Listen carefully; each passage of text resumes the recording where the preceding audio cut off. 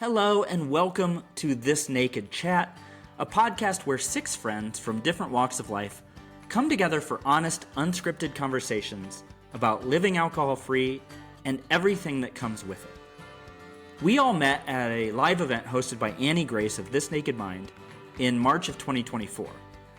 What started as a mastermind group with the six of us and Annie turned into some really deep friendships, filled with connection, tough conversations, and a lot of laughter.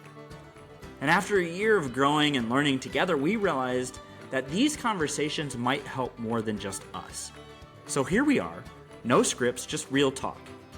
We are incredibly grateful to Annie and This Naked Mind for helping us get this off the ground and for the impact that her work has had on each of our lives.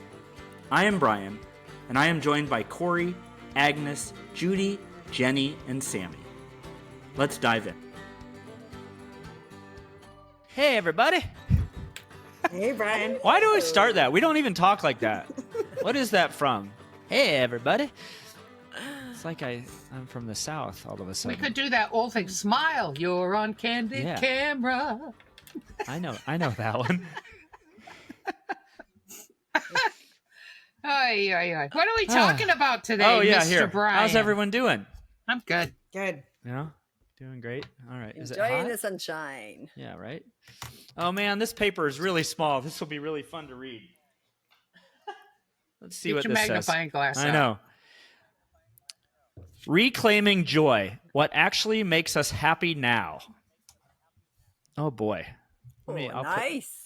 Versus what actually made us happy when we were drunk, or versus what? You know, I've been playing with this one a lot, really, because like for me, and this was a midlife, I think, thing for me of what I always thought was going to bring me joy never did, right? Like all the success, the job titles, the money, that sort of stuff. I realized, and I think it was probably maybe not joy, but like happiness that I was always chasing of like, oh, this next job title is gonna, once I get to that, it's gonna make me happy. And to come to the realization that that's not ever true was a really shitty moment and still is today, right? Of like, what is it really in your life that makes you happy or brings you joy? I think I don't know that I'm chasing it, but trying to figure that out. Well, I think that's one of those, complete sense. And that makes, I think that's what everyone is so many people are chasing. Yeah. They're not really sure what that joy is and how to get it. So again, it's looking from the outside in opposed to the inside out. Well, and like how, I don't know about anybody else, but like the struggle is to like be in the moment, to even recognize that something is giving you joy at all. I mean, how much of my day do I go through just thinking about what's next or, what's on the horizon? What do I need to do? What's the logistics around this? It's not like I give myself the presence to be like, oh, I'm really, enjoying this. This is making me happy. It's like having that presence and connectedness to what you are in now to even recognize.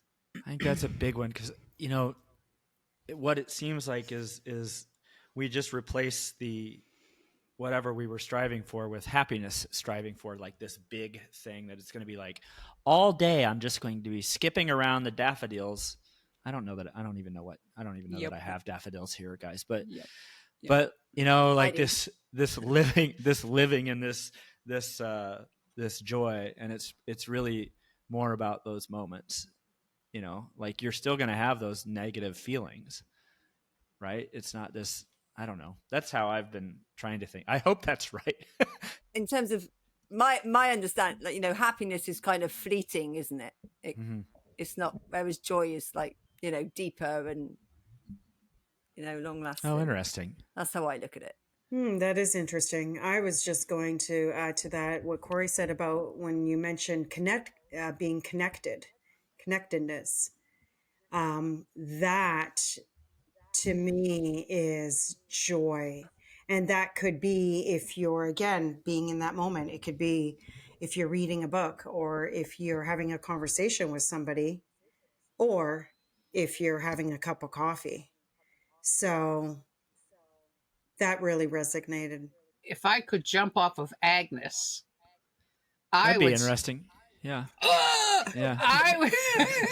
I would say my joy comes in line with what Agnes said. My joy comes in bellying up to the family bong without the bong, which means you sit with people in the moment, whether it's sad, happy, in between, and you just really chew through the moment, or just really start tripping on the conversation, like the meaning of this moment. Sammie and I do that a lot. I mean, we talk about jumping in the weeds, or what do they say, going down the rabbit hole, and I just find that the more I do that, the more significant whatever we're talking about becomes. And even if it's hard and difficult, in chatting through all of that, you kind of get to the place that means something, and you get to the place that, even if it's still hard, it's still a joyful, like, whoa, look how I understand that now.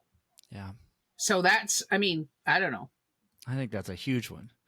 Do you think you chose, Judi, like what you do for a living that way? Like, did you No. realize that? No?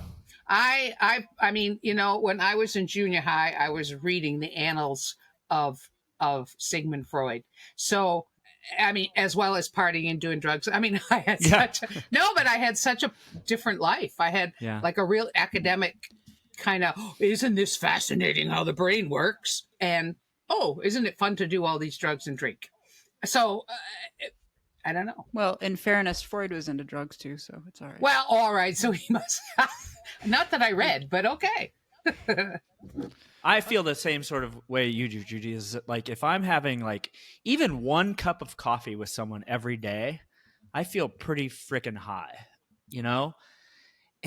but I always turn that in my head to be like, why don't I just have 80 cups of coffee with 80 different people a day and make this my career?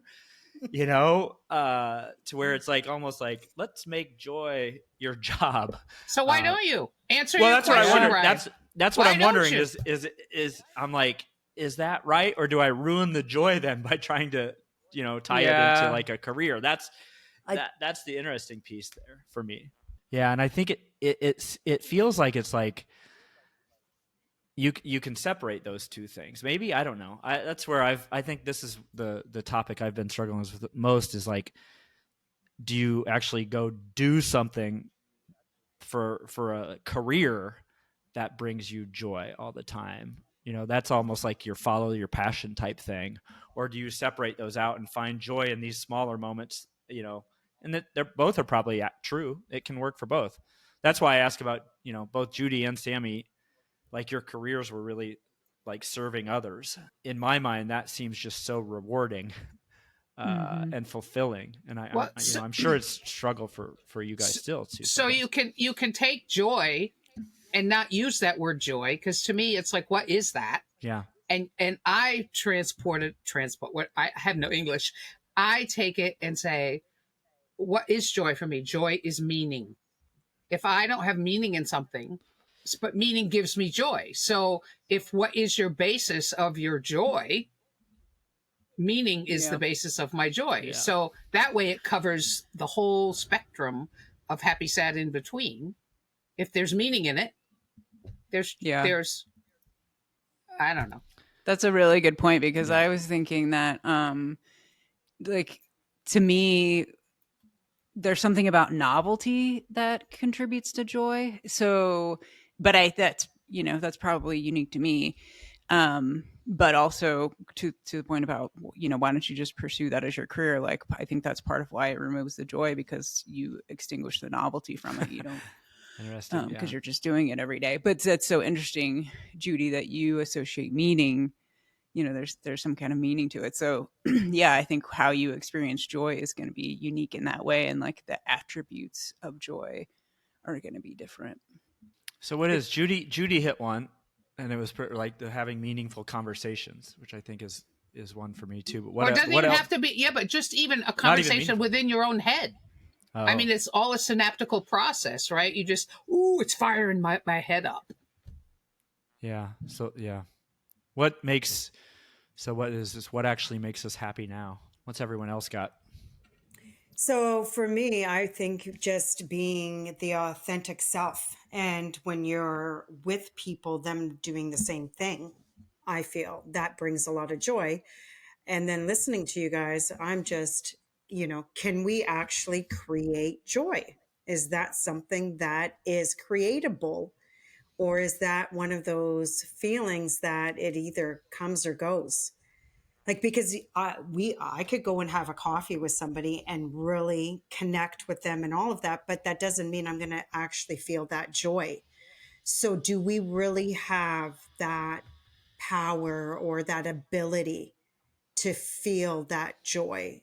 Well, if you really chewed on it and go my route and make meaning of it and say, well, what's the meaning about this that I don't really groove on this person that I just had coffee with? You could go off and belly up to the family bong about that.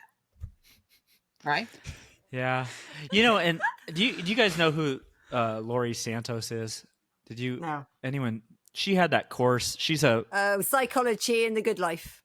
she's a professor at Yale that during Oh, COVID yeah. launched that, like, the science of well-being or something Yeah. that went crazy. But I just listened to a podcast of hers, and she was talking about something similar to that. Is like, instead of trying to find like these giant, like, what we're grateful for, find these little daily delights, or even, like, to Judy's point, this like momentary delights, right? Of like, she used an example of, like, she saw this car drive by with like Wu-Tang Clan bumping in it, and she's like, that was delightful to just take note of it. And I'm like, so like that, maybe that's it, Agnes, of like this, Yeah. like, it doesn't have to be this like day of joy, but it's like a No. moment. And like having the recognition, right? Like saying it out loud or, consciously to yourself, like, oh my gosh, that I loved that, that gave me joy watching that car. That's exactly what she said. That's interesting, because they have a group chat that they will text up their delights. And I think so many times in my day, I will miss it and be like, damn, Yeah. cool car, but I'm still pissed off at Yeah. everything else going on in my life that I forget Yep. the daily. This episode is sponsored by This Naked Mind, a revolutionary approach to changing your relationship with alcohol. When it comes to your drinking, you don't have to hit rock bottom to want something different, and you don't have to do it alone. This Naked Mind blends neuroscience, psychology, and self-compassion to help you stop relying on willpower and start creating real, lasting change. No shame, no labels, and no rules. Whether you want to take a break, drink less, or stop drinking for good, This Naked Mind has a program that meets you where you are, with world-class coaching and a compassionate, judgment-free community to support you every step of the way. Learn more about This Naked Mind at thisnakedmind.com. Yeah. Well, I was going to say hedgehogs. Hedgehogs bring you joy? Let me put it into some context. So literally, for the first time ever, I was around my partner's house the other day. Like, the window was open and I could hear this squeaking noise, and I was like, "What is that?" And it was late at night, and I looked out and there was a hedgehog, and I was like, "Oh my god, we got a hedgehog!" And literally, I made him go get a bowl of water, and I put it down, and he's like, "Well, it's not going to come over to you." And it literally came all the way over to me and drank from the water, and I was absolutely buzzing. And then since then, we've seen one in his back garden. So now we're going to build a hedgehog house. So genuinely, it's brought me immense joy seeing these hedgehogs. I love that. That is awesome. Well, Sammie, you also, like, I would think, like, you schedule out some of these, like, festivals too, right? Mm-hmm. Yeah. Does the anticipation of going to one of those kind of make you happy, of like looking forward to something or bringing you joy? And then of course absolutely. You have it there, right? Yeah. No, absolutely. I mean, don't get me wrong, there's always a little bit of like, I don't know if anxiety is a strong word, but there's the other side of that. You're a bit nervous and a bit like, oh, I wonder how it's going to be, but yeah, it's fabulous. And I love being with people. It's that connection, isn't it? It's like-minded people being at a place for the same reason, whether that's the music, The one I'm going to at the end of the month is a vegan festival. I've never been to it, so it's all vegan food, and there's some really good speakers going, and I'm just interested to be, in that community. And I've never been, but yeah, can't wait. Synaptical process. You see, she's experiencing, and her brain's firing. Yeah. See, and I think just like we. As long as we've known each other, I think we've established that Sammie is probably the best at this than any of us, as far as like establishing like, hey, this gives me joy and I'm going to do it. Damn it. Well, for sure. With the hedgehog, somebody else would be saying, oh my God, I can't sleep. They would totally take it in the opposite direction. Meanwhile, you're loving it. I'm like, oh my God, it makes me excited. I always go back to the it kept me awake because I'm so excited, but that's another story. But yeah. The like hour-long fascination with the sauna in Colorado. That always pops into my head of like, that was pure bliss for days. It's the little things. I always say it. Exactly. It's the little things that bring me joy, Yes. Kori, what do you got? I love that. I mean, I kind of like Sammie. Animals of any kind, but especially dogs, give me tons of joy. Like, and I think as we were sitting here talking, I'm like, there's a reason that like cat videos are like the most popular thing on YouTube, right? Because it's like these little things that make people happy, and they literally will, stop their day or in between meetings, like watch a cat video because it's like, oh, that gives me a little bit of happiness between like this back-to-back, crazy day. So that's true. That's the number one video, cat videos. Yeah. Like for years it's been like cat videos. Wow. Yeah. New on me today. Yeah. So do you I mean, this is every time we talk it's kind of relevant. So this is interesting, but like do you go look for these? Like Judi, it sounds like you schedule some conversations daily, sounds like, or maybe quite often. No? No. It was just like right now, I could get great joy out of this conversation because I'm watching Agnes's little facial expressions and I'm thinking, what is she thinking? I mean, I'm having a whole party in my head right now, totally not on topic, only because I'm just enjoying each one of you in these little squares on my screen. Because I'm thinking, oh, what are they thinking? And then the whole thing, like Kori's saying, well, Sammie's the one we all know she's best at that. So I'm thinking, isn't it groovy? Now I'm back at watching Sammie, like, oh, what's she thinking? Yeah. So, I mean, I'm just tripping. I trip a lot on thought. Tripping on thought, if you will.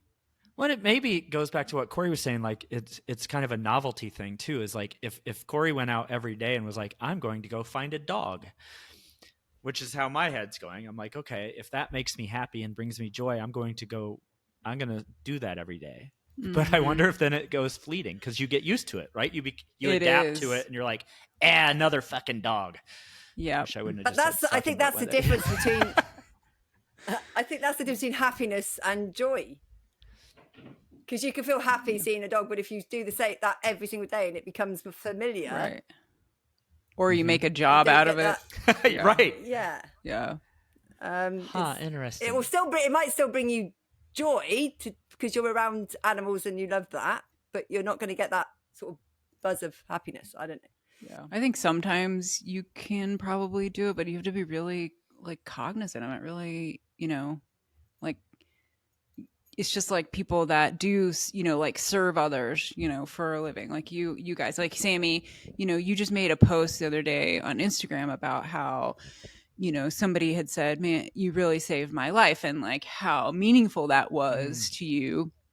And like, you do this every day. I mean, you are in the trenches every day, but yet you still found meaning and joy in this moment, of as somebody, giving you that recognition and like that appreciation. And so I just think it's like this consciousness of it, like stopping and saying, yeah, I do this it is, I have turned it into a job to like, be around dogs every day or whatever, but like, I'm still making it a point of like recognizing the joy in it.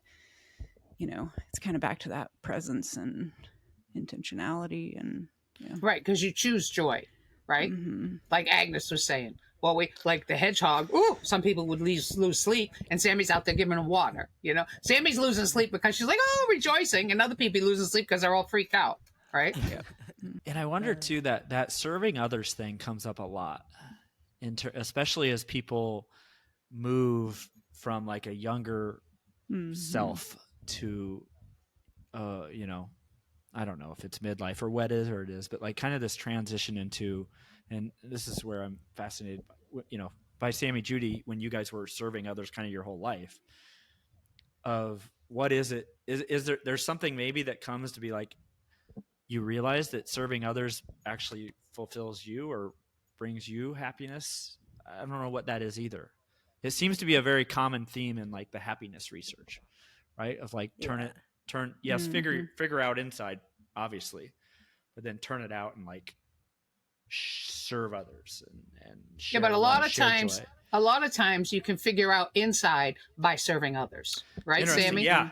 I mean, a lot of times when you go out, I mean, look at Mother Teresa, right? Her whole big thing was, if you're sad, go out and do something for someone. I mean, that's a whole big depression thing. Don't stay in your house and be depressed. Go out and do something for someone. And the joy, I mean, just sometimes I'm at home going blah, blah, blah, blah, blah, and I go downtown, and if I can make, because I love to chit chat with people when I'm shopping. Imagine. What?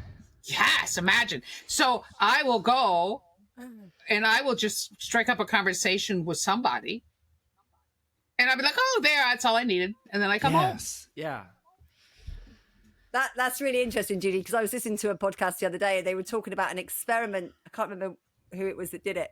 And they paid people, they were trying to find out if having a conversation with a stranger helps to bring a positive, you know, effect for our mental health and things. So people did, you know, they compared extrovert and introverted people, and they basically gave people a voucher for $5 for Starbucks because nobody really wanted to do it, because nobody really wants to go and talk to a stranger. And the overwhelming thing was it absolutely, if you sit like on a train and you actually make conversation with somebody rather than just being buried in your phone, it's a whole better experience emotionally, you know. Well, it's fun though. To me, it's fun. Yeah. Like if you see somebody grumpy, that's usually the person I'm attracted to, because it's like a game for me. It's like, all right, you're grumpy. I'm going to do something to change your grumpiness. Sometimes they get grumpy and I'm like, whoa, I called that wrong. But other times, you don't know. One of my favorite stories, I was at Walmart and this clerk was checking people out and she was definitely grumpy. And so the other patrons in front of me, the customers in front of me, were like grumpy back at her, right? And they were, rah, rah, rah. So I got up to her and I'm like, nah, we won't have this. So I said to her, I said, wow, people are cranky today, huh? When in fact they were responding to her crankiness. But I turned it around. And you know what? She had just found out she had vaginal cancer. Yeah. We don't know people's stories. And she and I became friends. I mean, just because it was like a safe space in her. And then she was like, and so that, to me, the world's a cranky place if we're cranky in it. But if we can go around and like, we don't know people's stories. We don't know what makes them happy, sad, in between. If I'm a bigger idiot than the other guy, go Sammie. Yeah. I heard a thing the other day about saying, you know, you might not want to wave at a stranger, but you'll always wave back. If somebody waves at you, you wave back. And I thought that's brilliant. So it was like, be the person who waves and smiles, and then that person will always wave, smiling back, which I think was brilliant. It's true, isn't it? Yeah, that's very interesting. That's your mission, too, Brian. Judi. Well, I love that. When you're cranky, Brian, get yourself out of your house and go be silly with somebody. Yeah. Do improv with strangers, right. Brian.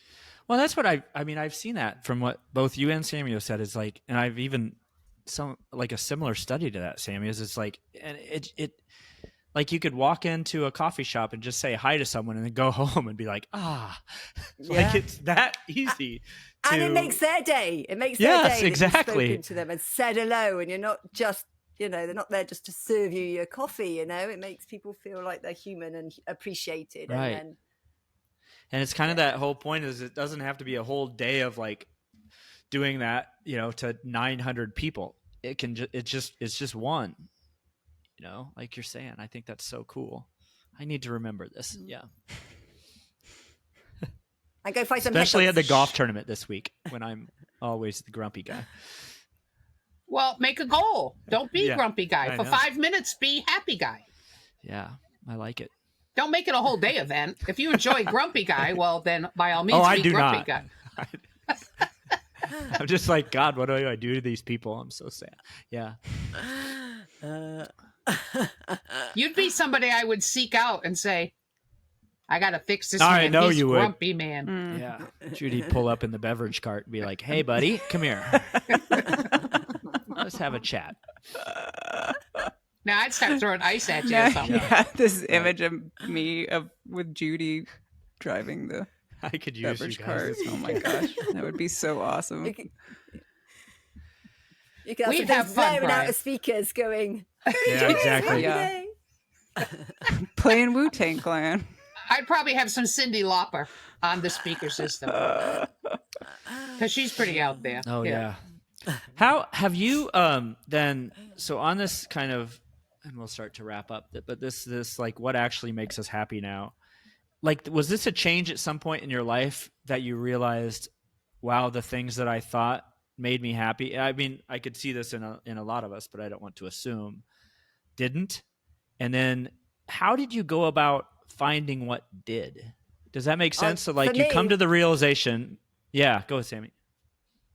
I was just going to say, honestly, when I stopped drinking, I literally just found so much happiness and joy in just everyday little things, which Yeah. I think where I was just numbed for so long and stressed for so long and using alcohol to self-medicate for so long, I didn't really have those feelings of joy and happiness. It was just a daily grind and you get through it. And, you have the times when, oh, that was a good night or whatever. But when alcohol was gone and the numbing was gone, I love being up late at night and seeing the moon and the stars. I love it if I'm up and I see the sun coming up. I love it.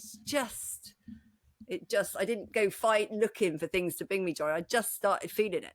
Because you weren't numbed, right? Because it was authentic. You could experience authentic. You didn't have that veil between you and the experience. I think that's the perfect answer. That was similar to my experience too. I realized a point where I was like, when I'd be out for a walk and I'd notice a bird, which I had never noticed before. And I thought that might've just been because I was old now and I started seeing birds.